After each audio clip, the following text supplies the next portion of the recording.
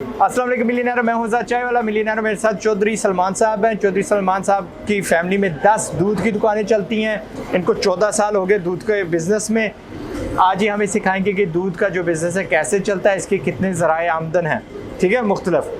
बिस्मिल्लाह करते हैं पहले दुकान से। चौधरी साहब हमें ये बताइएगा कि एक मरले की दुकान दूध वाली पे कितना खर्चा आ जाता है? ये तकरीबन मौजूदा सूरत हाल के अंदर छोटा सेटअप बनाया जाए 2-2.5 मरले में, 1.5 मरले में, उसके अंदर 5 से 6 लाख रुपए की इन्वेस्टमेंट होती है। माशाल्लाह, ठीक है, अच्छा गुड हो गया। एक्सपर्ट है इसलिए इनसे कह रहा हूँ। कितने घंटे खुलनी चाहिए दुकान? दुकान तो जो शहर के लोगों का जो ज़रूरत है या उनकी एक्टिविटीज़ है उसके हिसाब से देखना पड़ता है, लेकिन मैक्सिमम ये आप 16 घंटे इसको कह लें तो अच्छी बात है। अल्हम्दुलिल्लाह। अब इन्होंने 5-6 लाख की बात की है ना, ये मारी ना समझिएगा दुकान के भाई मटके पड़े हुए हैं दूध के, कलमंडर बड़े बड़े पड़े हुए हैं, 1-2 डीप फ्रीज़र है और वो पात्रे पड़ी हुई हैं दही की ना जी। यहाँ पे 1,30,000 की मशीनें, वो रेफ्रिजरेंट्स पड़े हुए हैं जिनमें दूध ऑटोमेटिकली ठंडा भी होता है और गर्म भी होता है। तगड़ी तगड़ी चीज़ें पड़ी हुई हैं। यहाँ पे बहुत सारी इक्विपमेंट दूसरी पड़ी हुई है, मक्खन बनाने वाली, बड़े बड़े डीप फ्रीजर्स पड़े हुए हैं, कैमरे लगे हुए हैं, थोड़ा बहुत डेकोरेशन भी हुआ है। तो उस हिसाब से 5 लाख बिल्कुल इन्होंने मुनासिब कीमत बताई है। अच्छा, जो दूध की दुकान होती है इसके ज़राए आमदन क्या होते हैं? नॉर्मली तो हम यही समझते हैं कि जी दूध बिकता है, लेकिन दूध भी होता है, दही भी होता है, मक्खन भी है, लस्सी भी है, आपने कहा जी एक ज़माने में खीर भी होती है, ठीक है। और फिर इन्होंने जो एक मज़े की बात बताई है, जब ये फ़र्ज़ करिए बीच में इससे फैट्स एक्सट्रैक्ट कर लेते हैं, पीछे जो वे रह जाती है, जो समझ लें कि पतला पानी रह जाता है, पतली, वो किस लिए इस्तेमाल होती है? चटनियों में। ये जो बर्गर वाले होते हैं चटनियाँ बनाते हैं, ये जो मैरिज हॉल वाले, केटरिंग वाले होते हैं, उनको खुली चटनी बनानी होती है तो उनको बिकती है। कोई चीज़ ज़ाया नहीं जाती। नहीं ज़ाया नहीं होती, ठीक है, कोई इसमें ज़ाया नहीं होती। अच्छा, अब बात करते हैं मार्जिनस की। मार्जिनस इनके तंग हैं। डू यू एग्री विद ये जो लिमिट्स गवर्नमेंट ने लगाए हुए हैं? देखिए, इसमें हम बिलीव नहीं करना चाहते, इसलिए नहीं करना चाहते कि गवर्नमेंट तो होती है वो अपनी रेट कायम करती है। ठीक है, मानते हैं कि कोई ऐसा ना हो कि कोई नाजायज़ मुनाफा कमाए। हाँ। जिसने नाजायज़ मुनाफा कमाना है उसने अल्लाह माफ़ करे कि वो मिलावट की सूरत में भी कमा सकता है। एग्जैक्टली। अब ये जो स्ट्रॉबेरी मिल्क शेक बेचते हैं, ये चॉकलेट मिल्क शेक बेचते हैं, या वो बादाम, वो क्या से कहते हैं, जो भी होती है बोतल, उसमें यार 130 रुपए की बिक्री होती है आधे लीटर की। 2 बादाम डालें, 1 चम्मच चीनी डाली, अल्लाह लहर सला चाहिए, वो जी महंगा प्रोडक्ट हो गया। इनको हक होना चाहिए टू अर्न वट जो मार्केट में इनको मिल सकता है। जो किसान देगा उस पर इन्होंने ठीक ठाक मार्जिन रखना है और let the market decide. Market decide करे। ज़्यादा कंपटीशन होगा कीमत बहुत गिर जाएगी, कम कंपटीशन होगा तो बढ़ जाएगी। अच्छा, है मार्जिन की बात हो रही थी, आपको दूध कितने का मिलता है? असल में हमारी 3 परचेजिंग हैं। पहली परचेजिंग हमारी फ्रेश दूध की है, सेकंड हमारी परचेजिंग है वो है ठंडे दूध की, जो हम पंजाब से डिलीवर करते हैं आज़ाद कश्मीर के अंदर। और जो तीसरा ऑप्शन है वो ये है कि गाय का जो दूध है उसकी प्राइस डाउन है, ठीक, और जो भैंस का दूध है उसकी प्राइस अप है, ज़्यादा है। अब फार्मर से जब हमारी मीटिंग होती थी तो उसमें हमारा ये तय हुआ दुकानदारों के साथ बैठ के कि भाई आप हमें, गवर्नमेंट कहती है कि अच्छी क्वालिटी का दूध सेल करें। हाँ। तो वो अच्छी क्वालिटी वाला दूध ज़्यादा अवेलेबल नहीं है, प्रोडक्शन नहीं है। हाँ। तो जो भैंस का कुदरती जो दूध की पैदावार है वो कम होती है और गाय की ज़्यादा होती है। लेकिन भैंस का क्या देते हैं आप? भैंस हमें दूध मिलता है हमें 108 रुपये का। और गाय का? देखें, गाय का दूध हमें 90 रुपये मिलता है। अगर उसके हम अंदर आधा गाय और आधा भैंस का होगा तो वो 98 रुपये का।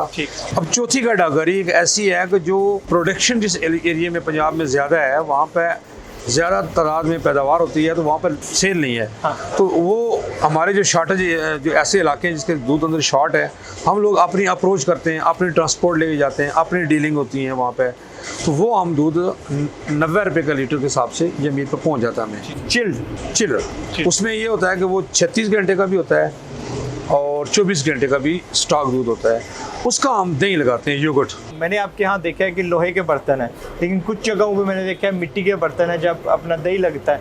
इनमें कोई फ़र्क है या? हाँ, इसमें फ़र्क कोई इतना ख़ास नहीं है, बस ये कि जो मिट्टी वाले टूट जाते हैं। देखें, मिट्टी का जो असर है, अब तो मेरे ख्याल में हमारे शहर में वो शायद कोई 1-2 दुकानें हों जो कंसेप्ट हो। हाँ। ज़्यादा स्टील का आ गया है और जो इसके अंदर इन्वेस्टमेंट है ना, मिट्टी का बर्तन टूट जाता है थोड़ी सी बेहतियाती करने से।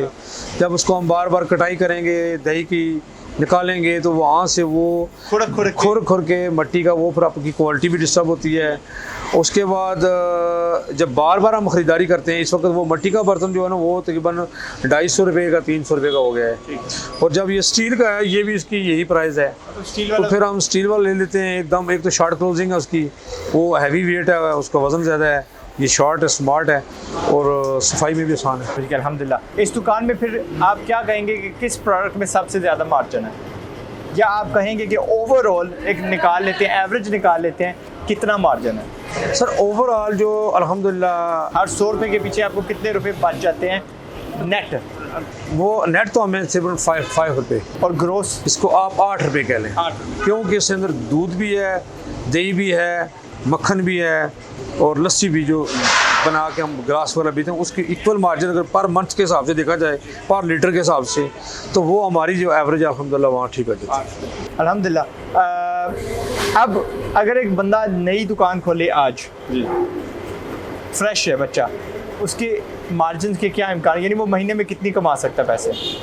अगर उसका पॉपुलेशन का जो एरिया है, जहाँ पे जो पब्लिक रहती है, वहाँ पे अगर गैप है, स्पेस है, तो मैक्सिमम उसको एक महीने में स्टार्ट में वो 20,000 रुपये पकड़ेगा। ठीक। क्योंकि वो आस्ते आस्ते जब ग्रो करता है, लोगों का एतमाद बनता है, उसकी एक यकीन आ जाता है कि इसका दूध अच्छा है, तसल्सल से ठीक आ रहा है।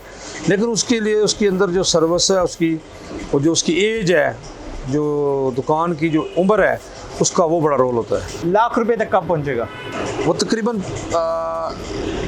कह लें कि उसको चाहिए 3 साल का टाइम। एक लड़का जो यहाँ इस काम को करना चाहता है, तो वो इस फील्ड में अगर आना चाहता है, तो उसको चाहिए मैक्सिमम 4 से 5 लाख रुपए। वो कम इसलिए मैं बता रहा हूँ, स्टार्ट उसका ऐसा होगा कि उसको 2 फ्रीज़र चाहिए होंगे 18 क्यूबिक के, एक उसको 350 लीटर का जो चिलर है जो मिलता है यहाँ पे लाहौर से, वो तकरीबन 1,30,000 रुपये का मिलता है। तो तकरीबन 2.5 लाख रुपए की ये 2 आइटमें 3 आइटमें बन जाती हैं। बड़े जो बिग बर्तन हैं, जो बड़े बर्तन हैं, वो 2.5 लाख रुपए के। तो जो बाकी उसका 1.5 लाख रुपए बनता है या 2 लाख कह लें, तो वो उसकी फिनिशिंग पे और छोटे छोटे जो बाकी सामान है उसके ऊपर तो अल्हम्दुलिल्लाह कोई इतना बड़ा इशू नहीं है। करने वाला बंदा हो, ड्यूटी करने वाला बंदा हो, तो वो अल्हम्दुलिल्लाह 5 लाख लगा के आज इस उम्मीद से कि 3 साल बाद आप लाख रुपए महीने के कमा रहे, मुझे तो माकूल लगता है। देखिए, मैं आपको जो रियल एक बात कहूँ, इस काम के अंदर सबसे पहले ईमानदारी चाहिए, दयानतदारी चाहिए, तो अल्लाह पाक रिज़्क़ देता है इसको। अल्हम्दुलिल्लाह। अच्छा, ये ईमानदारी की बात की है, आप ये बताएं कि आपके पास कोई आ जाता है दूध बेचने वाला, आप कैसे देखते हैं कि यार इसमें मिलावट नहीं हुई? अब तो काफ़ी सहूलतें भी हो चुकी हैं। हमारी लोकल लैब है, हमारी अपने शॉप के ऊपर लैब है, एक मुख्तलिफ़ केमिकल्स होते हैं, हमने बच्चों को सिखाया और लड़कों को कि इसके अंदर आपने इतना दूध डाला, इतना वो बाकी केमिकल्स डाल के, तो एक हमारी मशीन है जो उसको रोल करती है, उसके कुछ मिनट घूमता है, वो कोई लाखों चक्कर लगा लेता है, सेंट्रीफ्यूगल मशीन जी। तो उसके बाद वो हमें अपना पॉइंट दे देता है ऑयल का कि इतने ऑयल इसके परसेंटेज है, तो वो उससे हम चेक कर लेते हैं। जस्ट 15 मिनट के अंदर अंदर हम बता सकते हैं दूध हमारा किस क्वालिटी। माशाल्लाह। वो मशीन कितने की आती है?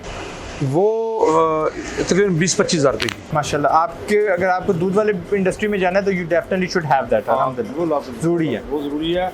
अदरवाइज़ आपको NHA इस्लामाबाद में जाना पड़ता है, animal university of science Lahore में है, वहाँ पे जाना पड़ता है, उसको सैंपल भेजना पड़ता है।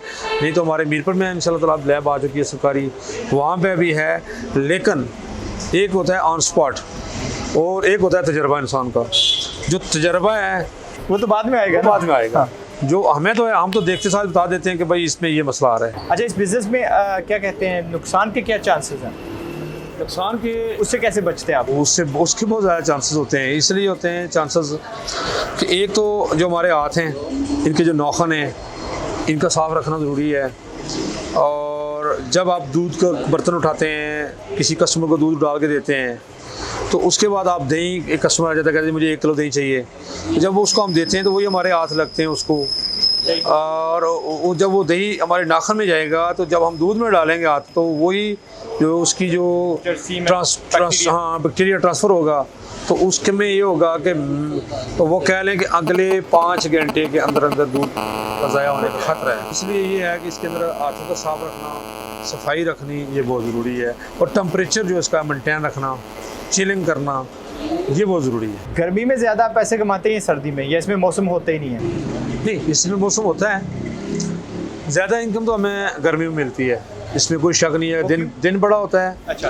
और दूसरी बात यह है कि गर्मी की टेम्परेचर की वजह से हर कोई बंदे की यही कोशिश होती है कि यार मैं लस्सी पी लूँ, मैं दही खा लूँ, और भूख नहीं लगती, सालन नहीं खाने का मूड, चलन दही खा लेता हूँ, या दूध की ठंडी बोतल पी लेता हूँ, या खीर खा लेता हूँ। तो इसलिए जो गर्मियाँ हैं वो हमारे कारोबार के अंदर सबसे बेनिफिट्स हैं, ज़्यादा फ़ायदा है। कितना फ़र्क पड़ता है परसेंटेज वाइज? तकरीबन कह लें 30% हमारा बिजनेस बढ़ जाता है माशाल्लाह। गर्मियों में, और सर्दियों में ये भी होता है कि 30% डाउन भी होता है। अच्छा, इस दुकान को चलाने के लिए कितने बंदों की ज़रूरत है? इस तरह का छोटा सा सेटअप है। इसके लिए अगर तो आपने ऑन स्पॉट आउटलेट करनी है तो फिर 2, अगर आपने 7 होलसेल मार्केट करनी है तो फिर 3 की भी ज़रूरत है, क्योंकि तीसरे बंदे की भी एक रोज़ी बन जाती है। होलसेल से क्या मुराद है? होलसेल से है कि हमारा यहाँ पे कोई फ्रूट चाट वाला सेटअप है, कोई दही भले का सेटअप है, या होटल रेस्टोरेंट है, तो वो कहते हैं कि आप हमें रायते के लिए दही प्रोवाइड करें, तो फिर हमारा वो हमें कॉल आएगी, वहाँ से हमारा एक बंदा जाएगा वहाँ पे, एक बंदा हमारा यहाँ पे डिशवाशर टाइप होगा, डिश वॉशिंग करता रहेगा उसको, और एक हमारा सेल्फ करता रहेगा। इसलिए ये 3 लोगों का बेहतरीन रोज़गार का सेटअप बनता है। माशाल्लाह। मेरा अगला सवाल यही था कि अगर आप डिलीवरी करना शुरू कर दें तो उसमें फ़ायदा है कि नहीं? तो आपने रफली खुद ही जवाब दे दिया कि है। हाँ है, इसमें है, लेकिन उसमें एक चीज़ पे मैं बिलीव नहीं करता। इसमें एक वजह है, आप जितना रिटेल में करेंगे आपकी मजबूती है। ठीक। आप जब होलसेलिंग में जाएंगे तो आपका कारोबार के अंदर जंप बन जाएगा, कभी छोड़ दिया, कभी ले लिया। आपकी फिर जो कमिटमेंट्स होती हैं परचेजिंग की वो डिस्टर्ब होती हैं। जब जो प्रोडक्शन करने वाला बंदा होता है वो डिस्टर्ब होता है साथ, कि यार आज मेरे पास माल मौजूद है, मैं देनी चाहिए। वो जो बेचारा किसान है वो कहाँ से लाएगा, वो उसको कहाँ छोड़ेगा उसको। इसलिए कि सबसे पहले रिटेल को देखना चाहिए। रिटेल आप करेंगे, वो कहते हैं ना कि आप प्राइमरी सेकेंडरी जब जाएंगे तो प्राइमरी ऑटोमेटिकली हो जाती है, लेकिन कुछ बिजनेस ऐसे हैं जो सेकेंडरी करने की ज़रूरत नहीं है, प्राइमरी के अंदर ही रहें तो बेहतर है। अच्छा, आपकी शुरू में कुछ आपने सीखे हों, सबक सीखे हों, ठीक है, जो आपने नुकसान खाए हों, हमारे इनके साथ शेयर करें। उसमें नुकसान तो वही आता है, कुछ चीज़ आपकी ऐसी है जो बर्तन खुला आप रखेंगे ज़्यादा देर, उसमें कोई दही वाला बर्तन इस्तेमाल शुदा उसके अंदर गिर गया तो कोई ऑप्शन नहीं है, वो नुकसान होगा। हाँ, उसको बचाने का फौरी एक ही ऑप्शन है कि आप फौरी इस दूध को बॉयल करके आप दही लगा दें। आप कहेंगे हमने बर्तन निकाल दिया है, चलें कोई नहीं, खैर है, तो ये झूठ है, ये नुकसान हो जाएगा। सबसे पहले इसकी सफाई का,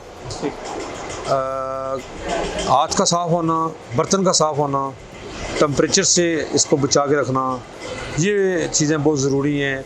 और जो सुबह का दूध होता है वो शाम का जो दूध, जो चवाई होती है, जो प्रोडक्शन होती है, वो उसमें मिक्स ना की जाए, वो अलग रखी जाए।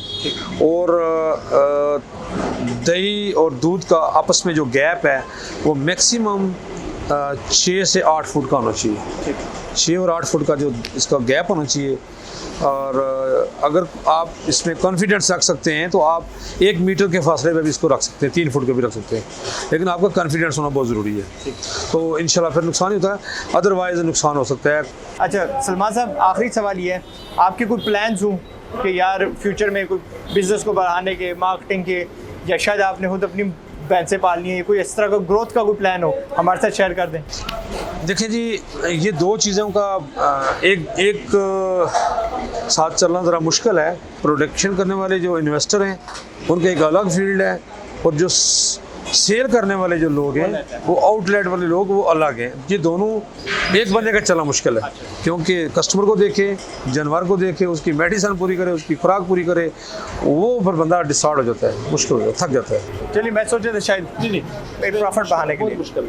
चलिए ठीक है, thank you very much.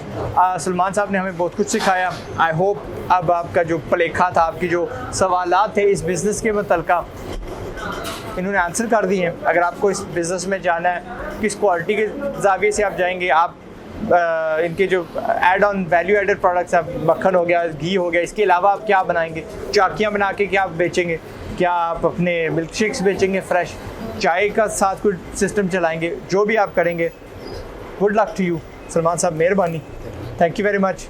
Pakistan जिंदाबाद। और अगर आपको नहीं पता कि मैंने अपने मिलियंस ऑफ डॉलर्स किस तरह कमाए तो लिंक नीचे पड़ी हुई है। 12 साल की उम्र से आगे पूरी कहानी सुनाई हुई है, आज तक चंद मिनट का वीडियो है, देख लें।